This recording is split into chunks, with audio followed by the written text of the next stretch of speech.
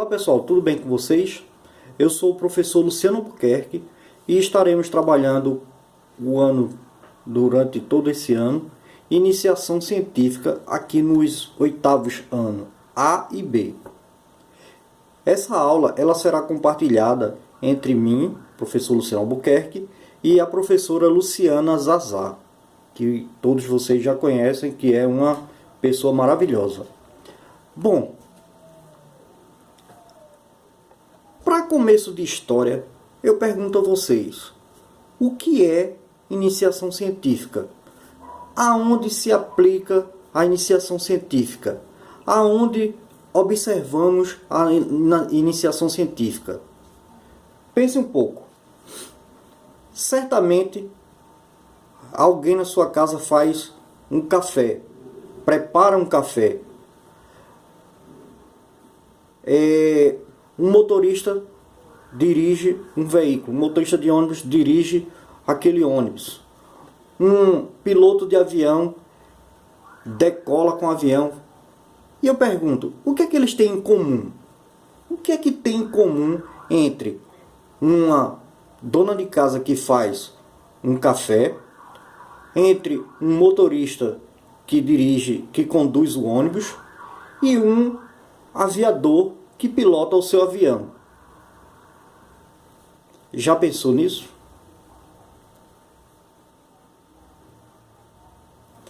Bom,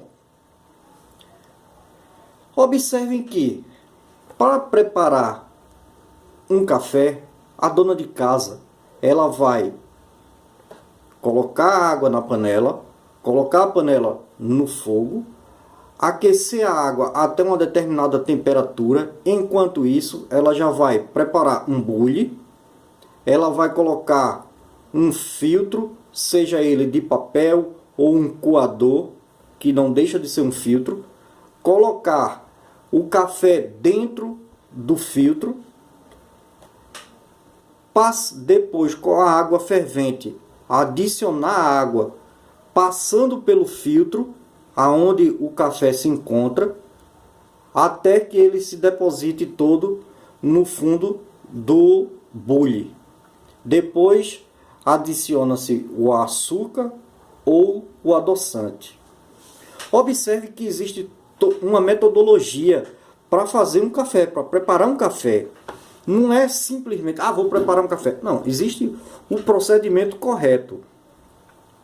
Assim como um motorista de ônibus, por exemplo, poderia ser um motorista de táxi ou qualquer outro condutor. Ele vai pegar o veículo, ele não vai simplesmente colocar a chave na ignição, ligar e sair. Não, existe todo um procedimento. Observe que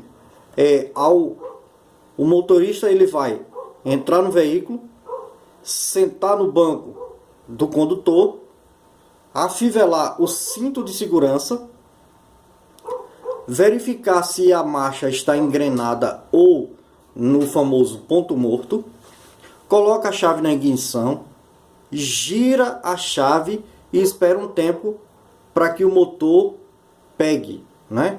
Comece a funcionar. E daí então ele vai apertar a embreagem, engrenar a primeira marcha, acionar o acelerador, soltar levemente o pé da embreagem e sair conduzindo o veículo. Então, observe, existe uma metodologia também para ser aplicada nessa situação. Assim como o aviador, ele também faz procedimentos semelhantes. A linha, depois que entra, aciona todos os comandos, né? Cada um por vez. Depois coloca o avião em alinhamento com a pista, daí aumenta a velocidade do motor até que o avião comece a se deslocar, e quando chega a uma determinada velocidade ele puxa o mush, que é a direção do avião, puxa o mush e ele levanta voo. Então, existe uma metodologia, existe um passo a passo para ser feito. E isso é o que nós vamos estudar na prática, né? como estudar essas coisas, como verificar. Agora, antes da gente verificar, tem algumas coisas que a gente precisa começar a ter noção. Por exemplo, se eu perguntar a você o que é conhecimento científico, como se produz um conhecimento científico, qual é o lugar da pesquisa na construção do conhecimento científico, observe, existe um educador brasileiro muito famoso chamado Paulo Freire, que ele diz o seguinte: ninguém ignora tudo, ninguém sabe tudo, todos nós sabemos alguma coisa, todos nós ignoramos alguma coisa, por isso aprendemos sempre. Então, essa é uma frase de Paulo Freire. Mas, observe que ninguém ignora tudo significa que você tem algum conhecimento. Se você vai ignorar, significa que você conhece algo sobre alguma coisa, né? Ninguém sabe tudo, é porque ninguém é detentor de todo conhecimento. Sempre tem alguém, em algum momento, que vai saber mais do que eu ou você. Isso é natural, né? Sobre determinada coisa, é normal. Todos nós sabemos alguma coisa, que é a frase dita ali, né? E é por isso que nós aprendemos sempre. Então, a gente sempre está aprendendo com outras pessoas, com outras experiências, com outras observações, com o que a gente vai observando do aprendizado de cada um. Então você aprende com quem está aprendendo. Eu aprendo com vocês, vocês aprendem comigo. E isso é uma troca, né? É uma troca. Todos nós estamos sempre aprendendo algo. Sabe aquela coisa que você sabe fazer como ninguém? Pois é. Você, toda vez que está fazendo aquilo que você já sabe, você também está aprendendo. Você está exercitando aquilo que você já sabe, desenvolvendo novos métodos, novas metodologias, novas formas de vocês construírem aquilo que vocês já sabem fazer. Então, para que vocês possam fazer e melhorar aquilo que vocês já sabem fazer, vocês precisam ter uma coisa chamada de conhecimento. Mas o que é o conhecimento? Vocês sabem o que é conhecimento? Pensem comigo. Conhecer nada mais é do que tratar ou tentar compreender o mundo, como você já sabe, como funciona, como amamos e como somos capazes de agir no mundo que conhecemos. Então, assim, a ciência é muito importante para a nossa sociedade, pois permite que consigamos nos orientar, modificar e viver com melhor conforto e qualidade de vida. Então, a ciência, ela não está ligada simplesmente, por exemplo, a um celular, né? Ela não está aqui só simplesmente ligado à tecnologia digital, por exemplo, né? Ela não está... eu tenho aqui, por exemplo, um alicate. O alicate é uma ferramenta que ela também tem uma tecnologia, também tem a ciência, né? Como, por exemplo, um sabonete, né? Um sabonete. Tem aqui. Esse sabonete, ele, para ser produzido, passou por conhecimento, tecnologia, para poder virar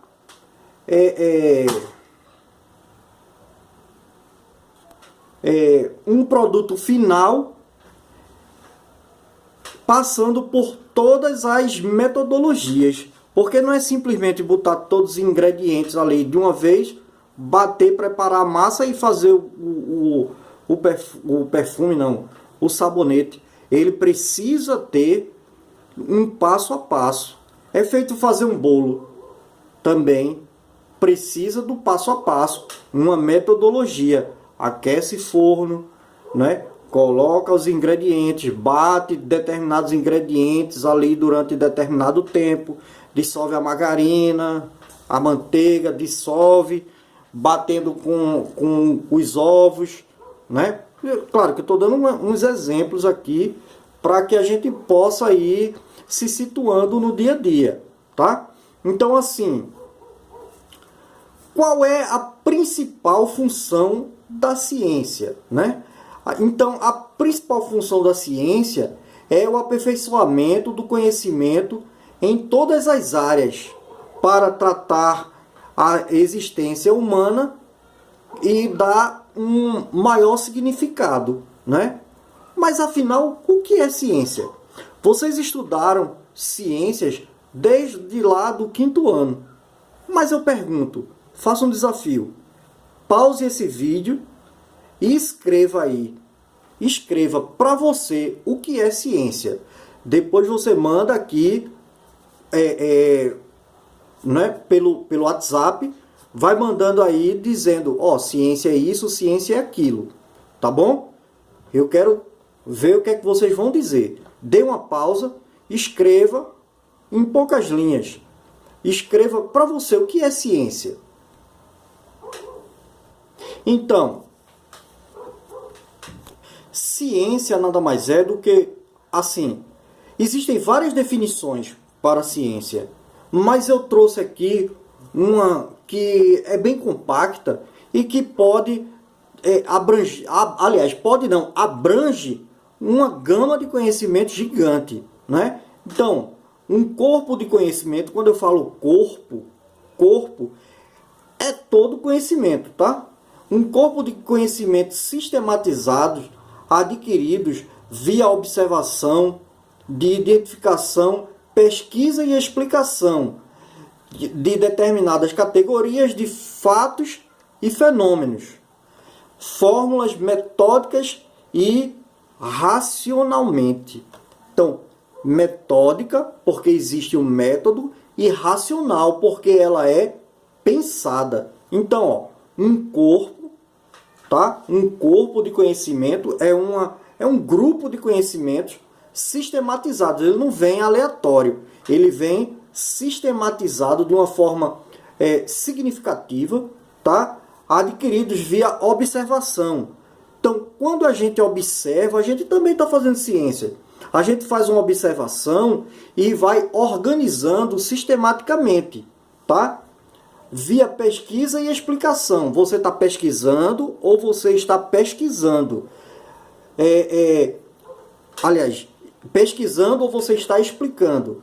Ó, pesquisando, por exemplo, quando passa alguém na tua casa fazendo uma pesquisa sobre as coisas, pesquisa do IBGE, quer saber quantas pessoas tem na tua casa, quanto é a renda da tua família, se tem chuveiro, se tem banheiro dentro de casa, se tem chuveiro, se tem, como é que se diz? Televisão, se tem geladeira. São as perguntas que são feitas lá pelo IBGE. Ele está fazendo uma pesquisa, né? E a explicação de determinadas categorias, né? De fenômenos e fatos. Fenômenos, por exemplo, explicação do porquê chove pouco aqui no Nordeste, por exemplo. Porque chove muito lá no Norte. Porque chove muito lá no Sudeste. Porque faz muito sol aqui na nossa terra. Então, são coisas que estão explicando fatos ou fenômenos, né? Então, de forma metódica e racional. Então, isso é ciência. Toda vez que você está tratando de forma, trazendo os conhecimentos de forma sistematizadas, via observação ou identificando por pesquisa e explicação de determinadas categorias ou fenômenos e fatos, formulados de forma metódica e pensada, então isso é ciência, tá bem? Então, existe forma de você organizar esse pensamento, né? E é isso que durante toda essa nossa jornada vocês vão organizar, vão aprender a organizar essa linha de raciocínio e de fazer os registros. Porque não é só você organizar na cabeça e que vai dar tudo certo, não. Olhem, segundo Chassotti, eu acho que é assim que se fala, que é CHSSOT, é o nome do escritor. Em 2000, a alfabetização científica são conhecimentos adquiridos por um indivíduo que os torna capaz de fazer uma leitura do mundo em que vive. Então, o que é que vocês vão começar a fazer durante esse ano? Vocês vão começar a fazer a leitura, a observação, né? E ler. Porque quando você está observando, por exemplo, uma folha que cai, você está fazendo uma leitura. A folha caiu. Por que a folha caiu? Aí você começa a se questionar. Por que a folha caiu? Porque o vento balançou. Será que foi só por isso? Se foi só porque o vento balançou, por que só caiu uma? Por que não caíram duas? Né?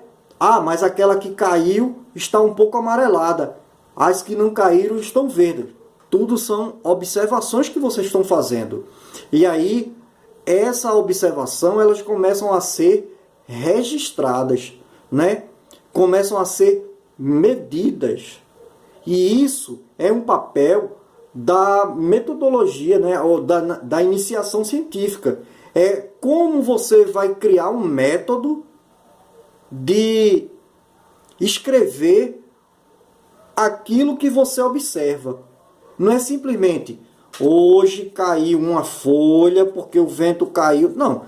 Existe um pensamento, uma linha de raciocínio que vai fazer com que esse seu conhecimento fique público, ou seja publicada para que as demais pessoas também adquiram conhecimento através desse mesmo conhecimento que você obteve através da leitura da folha que cai e do que você redigiu, através da leitura daquilo que você escreveu. Então, isso é uma metodologia, né? Você vai, por exemplo, escrever o que é, para que é, como é, quando é.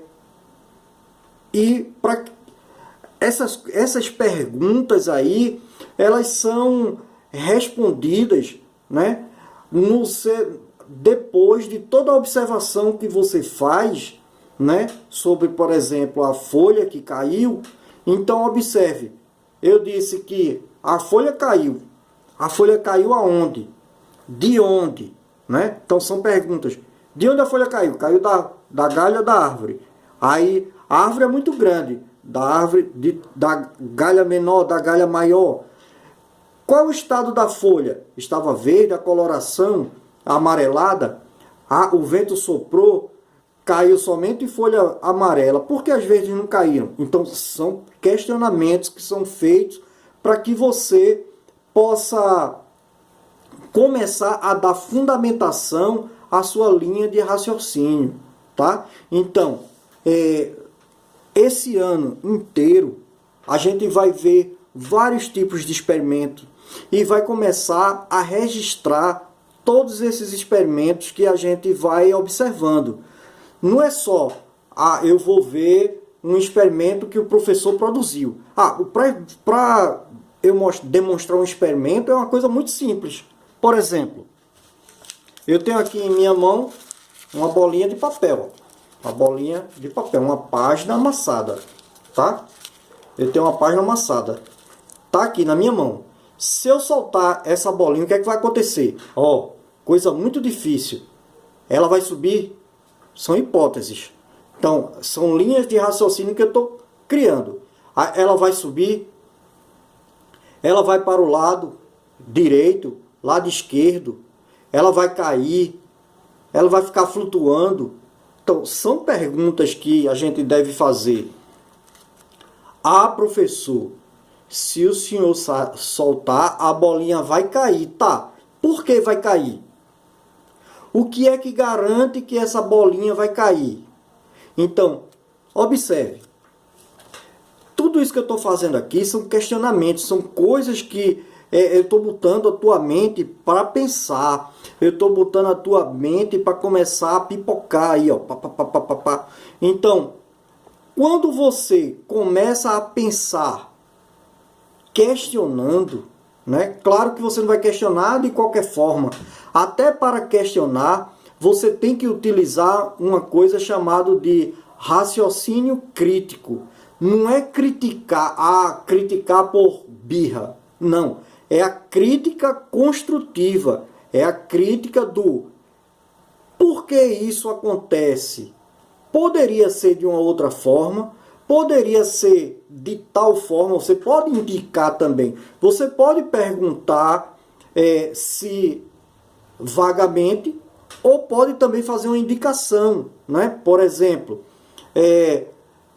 professor, existe alguma hipótese dessa bolinha não cair se o senhor soltar? Existe a hipótese dela cair e, por exemplo, cair na sua mão, que cai fora, ou só ficar aqui na sua mão? Então, são questionamentos que vocês começam a criar, tá? A partir de um só experimento e a partir dessas perguntas, né, vocês próprios vão começar a encontrar respostas para as questões que vocês estão fazendo. Tá? Claro que muitas vezes eu vou fazer, vocês vão fazer uma pergunta e eu vou fazer outra pergunta em cima, que quando você responder minha pergunta, você está automaticamente respondendo a sua própria pergunta. Eu sei que ficou um pouco embaralhado, mas com o andar da carruagem, né, com o passar do tempo, vocês vão compreender que o que eu estou falando nesse momento faz sentido, tá? Eu não vou estar aqui cheio de respostas prontas para vocês. Muito pelo contrário, eu vou botar vocês para pensar. É claro que eu vou mostrar toda a metodologia, todo o conhecimento. Eu e a professora Luciana Zazá estaremos, né, sempre acompanhando. Claro, eu peço que vocês sempre perguntem a mim, tá? Mas, esporadicamente, também pode perguntar à professora Zazá. Assim, porque ela vai ficar mais me auxiliando.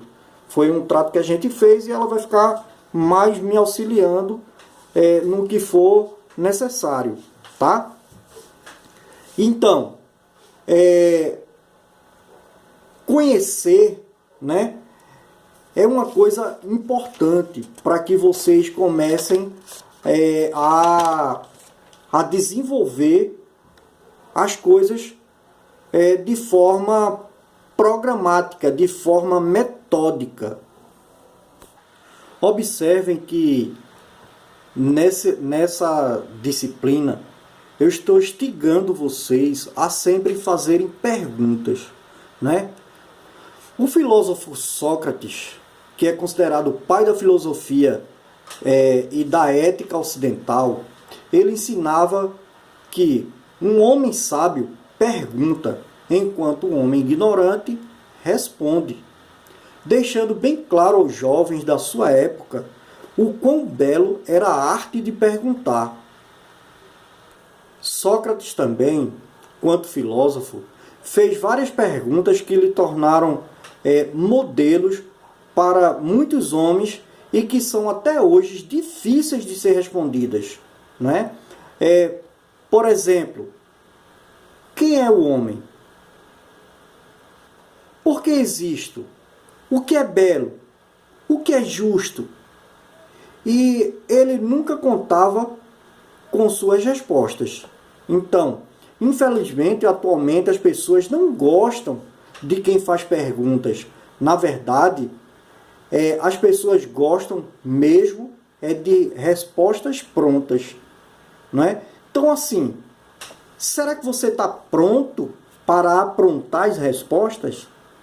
Observe que a ciência, na verdade, muitas vezes, ela diz uma coisa hoje e amanhã ela é modificada. Ela é provada que aquela coisa que ela disse não é real.